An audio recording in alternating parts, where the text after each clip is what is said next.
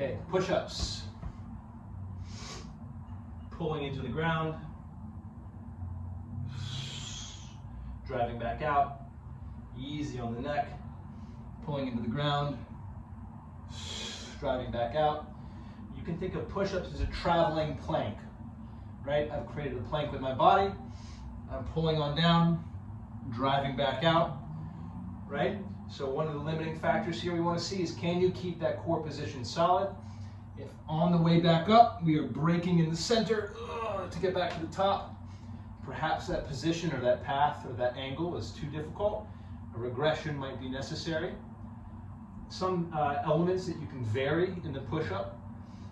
The closer the hands are to the body, the closer the elbows are, and the further forward the hands are, the more tricep work this is going to be, right?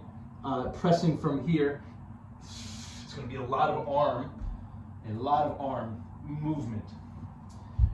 Generally, the wider away from the body you place those hands, the more pec muscle you're going to get in that movement. Those pecs are helping to close those arms into the top of that push-up.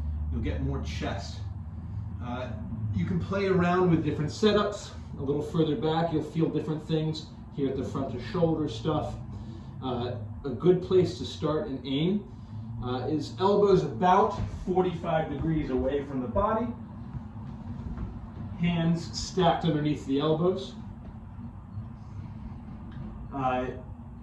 Other things that can be changed about this are coming to the knees. You can either lock the ankles together or press the heels together, tucking the tailbone into the ground so that we get that nice plank position from knees to shoulders, driving up from there. The push-up involves, beyond core stability and arm and shoulder blade and chest strength, requires range of motion. If you see at the bottom of this position here of the push-up, my elbows are behind my back. This is a combination of shoulder extension, shoulder blade retraction, the ability to pinch those shoulder blades together. For work on shoulder blades, shoulders, check out my other YouTube videos on shoulder mobility, on shoulder blade mobility. Prepping for the push-up through working some of these elements in isolation, and then adding them together into what we call a movement pattern that we call a push-up, which involves multiple joints, shoulder blades, shoulder, elbow, wrist, right? Not to mention the core stability through the rest of the body.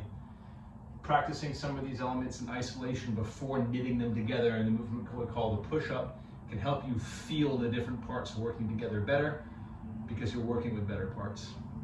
Give it a shot, see how it feels.